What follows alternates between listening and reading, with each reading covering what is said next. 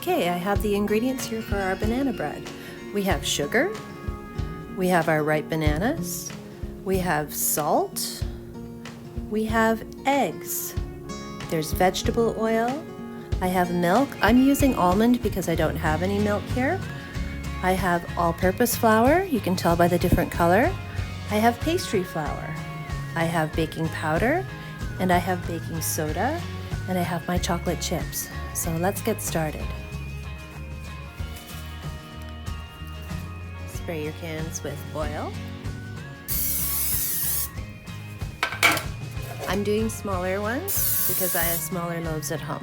This should make about 3.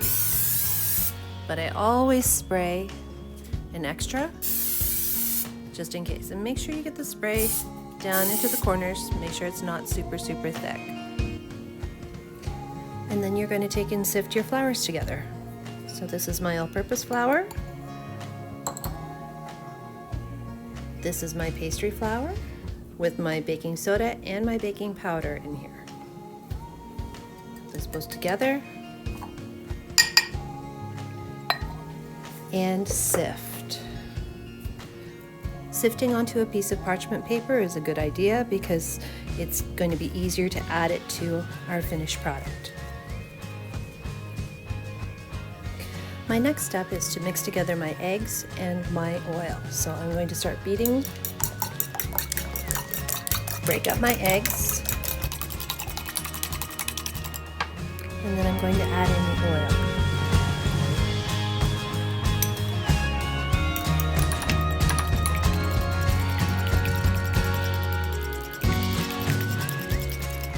Until the oil is all mixed in. Now it's time to put the banana bread together.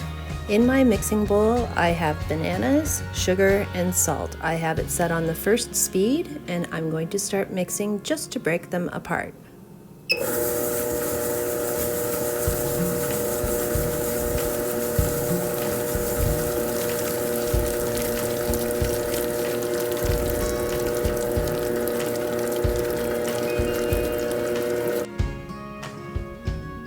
The next step is to stream in the oil and egg mixture. Gonna make sure to scrape that bowl. On we go.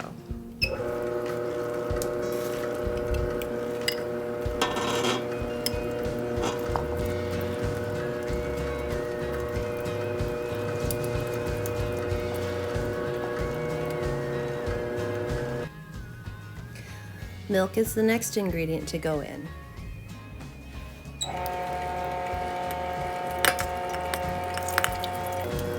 Just until it's blended.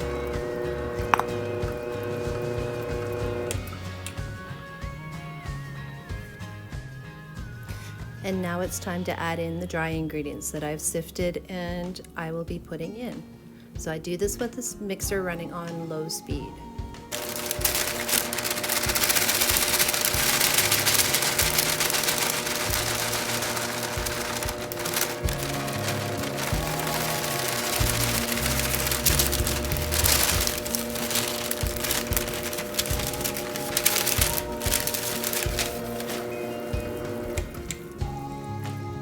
Now I've stopped the mixer before it's fully mixed because it's very important not to over-mix a banana bread or any kind of quick bread because you don't want too much gluten development.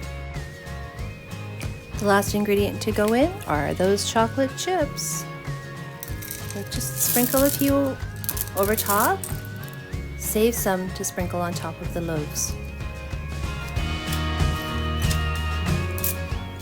And gently fold.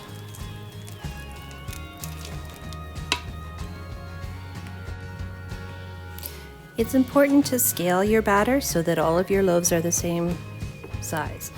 Turn on your scale, place the pan on the scale, and tare so that it reads at 0. Now I'm going to scale out some of my batter.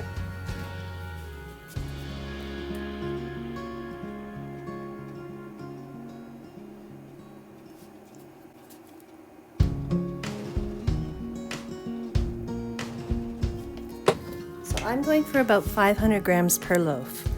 Once I've scaled some batter, then I'm going to sprinkle more chocolate chips over the top.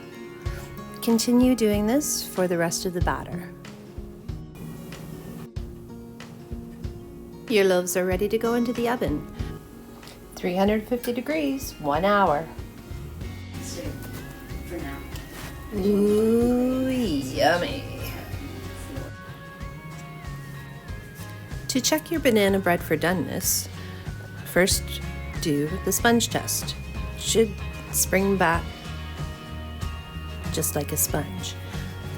Otherwise, use a skewer.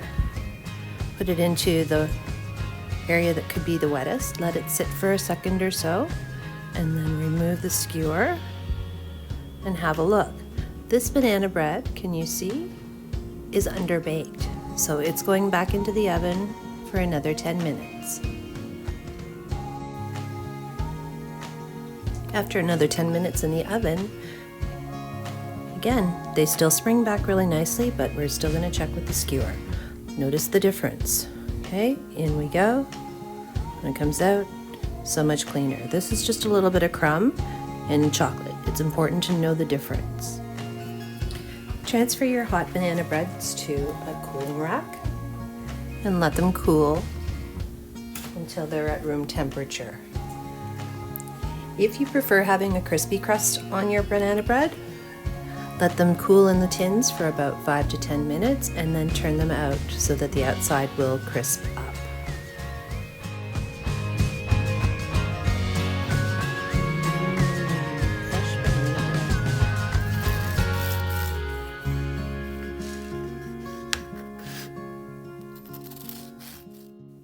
Thanks for watching. Happy baking!